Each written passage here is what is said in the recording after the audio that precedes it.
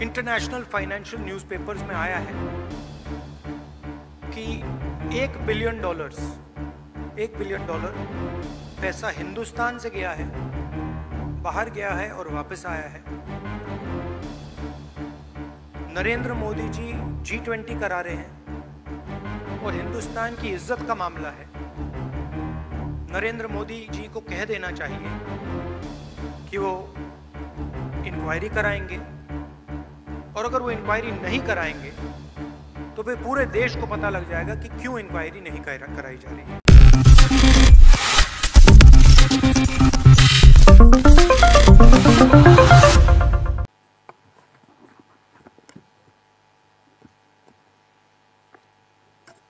I'd like to thank Thakre ji, Sharad Pawar ji, Congress Party of Maharashtra, our leaders, for organizing a fantastic session of the India Alliance.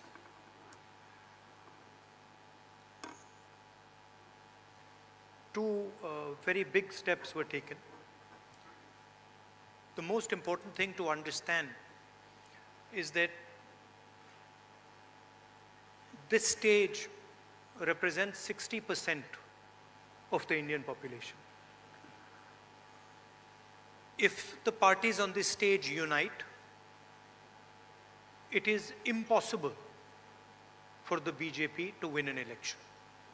So the task in front of us is to come together in the most efficient way possible. And two big steps have been taken in that regard. The first step is a coordination committee and committees under that committee. And the second step is a decision that we will expedite all seat sharing discussions and decisions and make them happen as soon as possible.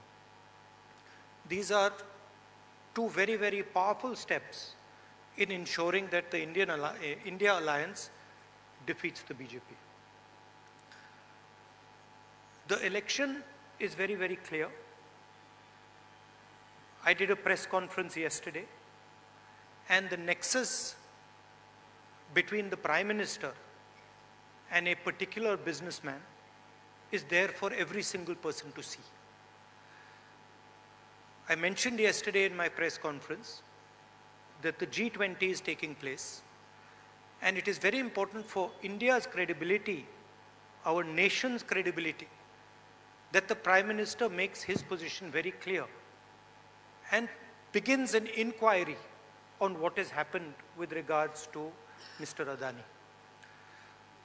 The Prime Minister and the BJP are a nexus of corruption.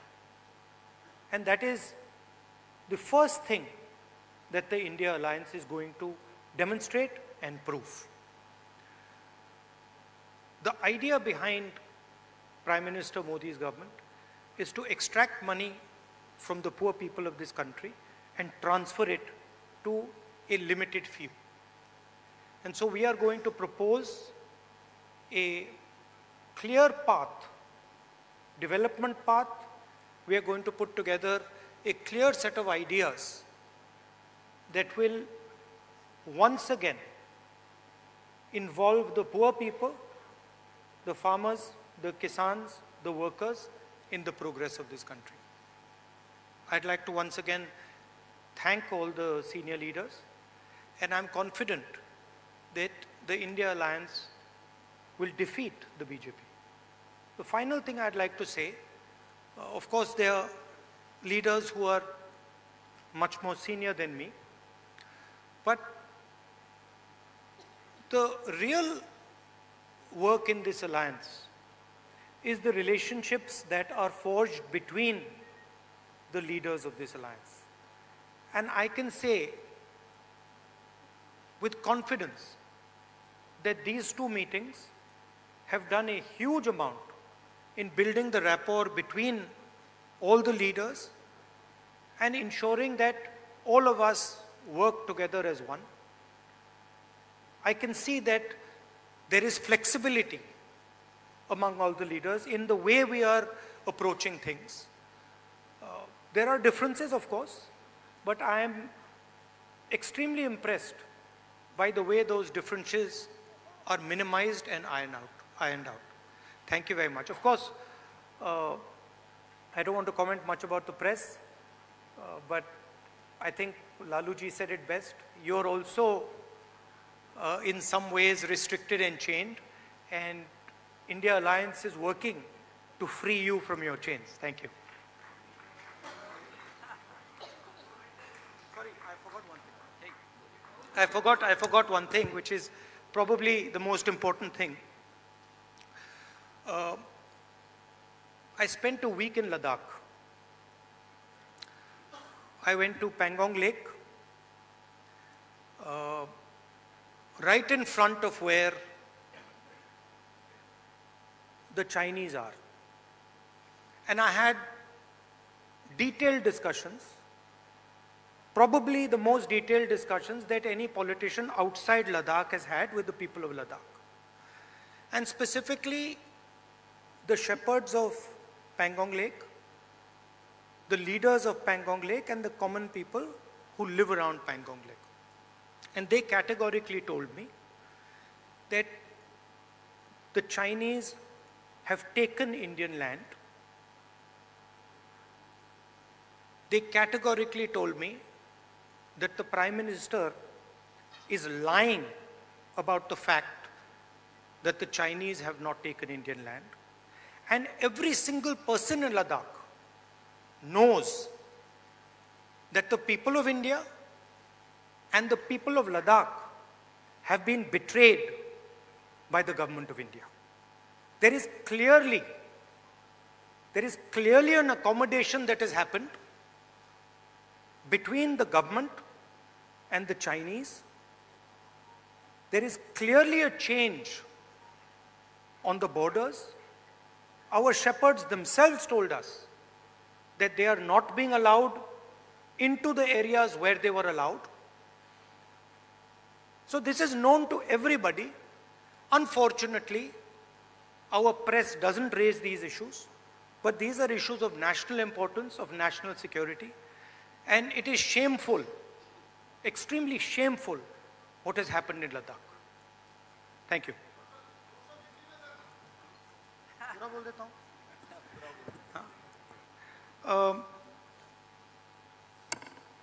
सबसे पहले मैं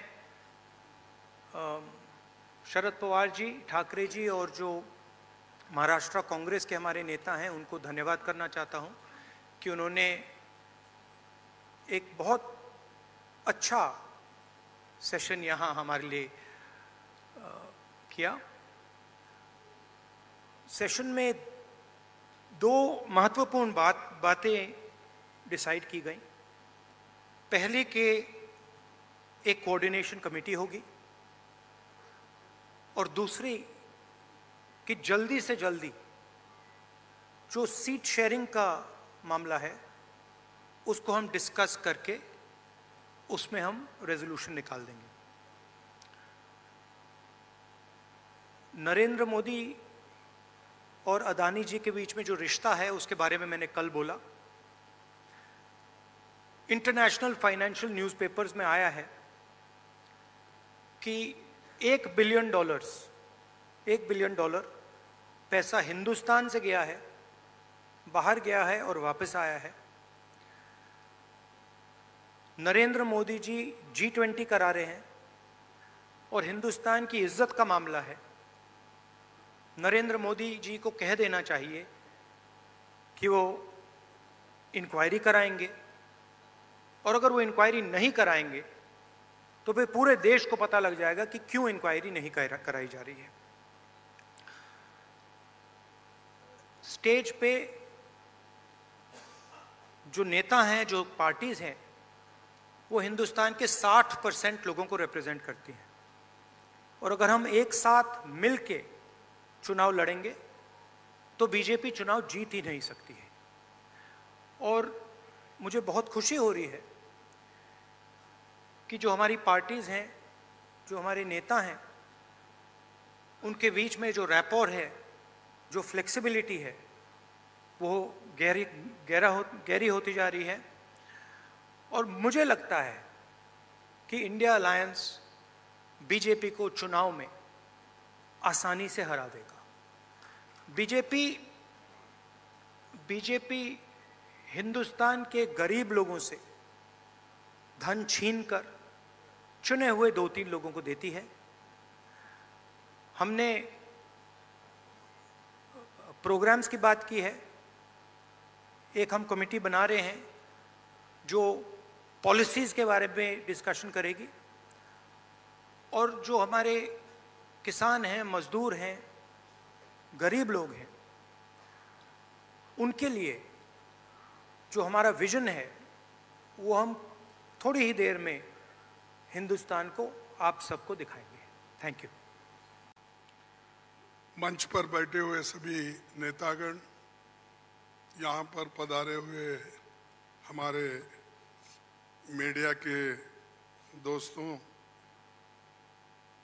सारे नाम लेने के वजह से यही बेहतर होगा कि जो कोई इस स्टेज पे बैठे हैं सभी को मैं नमस्ते करते हुए अपना 4 शब्द आपके सामने रखूंगा।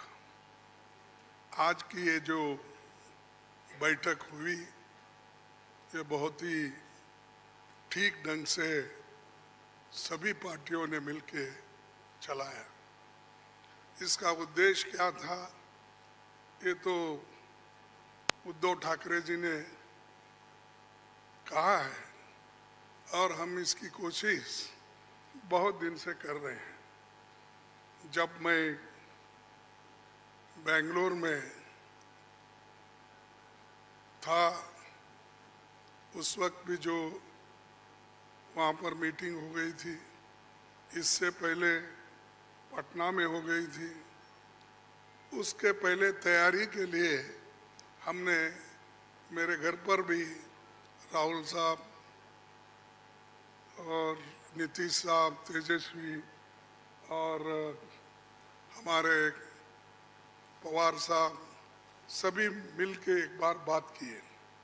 उसका एक ढांचा बना। उसके बाद जो नीतीश साहब के पटना में पहला मीटिंग हुआ, उस मीटिंग में एक एजेंडा तय करने की बात हो गई, और उसके बाद में बेंगलुरु का हुआ। अब यहाँ पर मुंबई में आज सभी लोग मिलके अपनी बात को रखे, और खास करके सभी को एक ही, सबका उद्देश्य एक ही है कि महंगाई को कैसा कम करें, इसके लिए कैसा लड़े, अनएम्प्लॉयमेंट के लिए कैसा हम लड़े, और इतने प्राइसेस जो बढ़ रहे पेट्रोल और डीजल के, और खास करके मोदी जी हमेशा 100 रुपए बढ़ाते हैं, 2 रुपए कम करते हैं। अब पेट्रोल की, एलपीजी की जो दाम थी वो मोर और लेस डबल हो गई, लेकिन उन्होंने उसमें से सिर्फ 200 रुपये कम किया, यानी 700 बाकी रहा।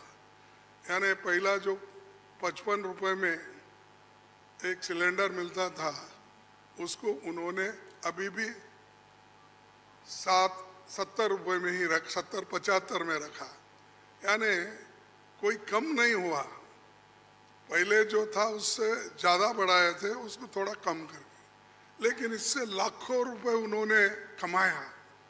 ये तो गरीबों से चोरी कर दिए और गरीबों के जो काटे, और लोगों को दिखाने के लिए 100-200 रुपये कम करना और कहना कि मैं गरीबों के लिए काम कर रहा हूँ।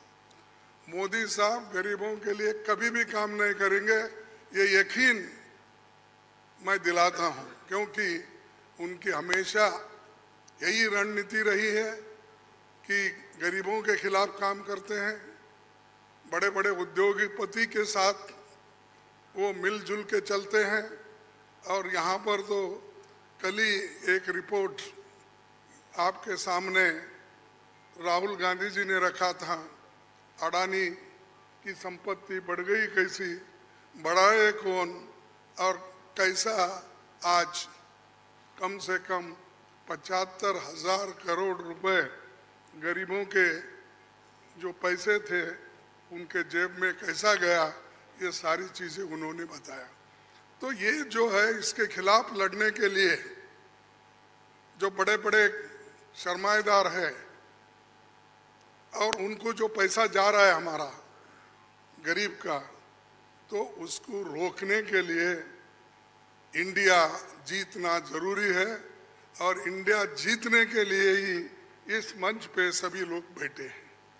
तो इसीलिए हम एक जो तय किए हैं, जो रेजोल्यूशन भी हम आप देखे हैं, और उसी ढंग से उस रेजोल्यूशन पे काम करेंगे।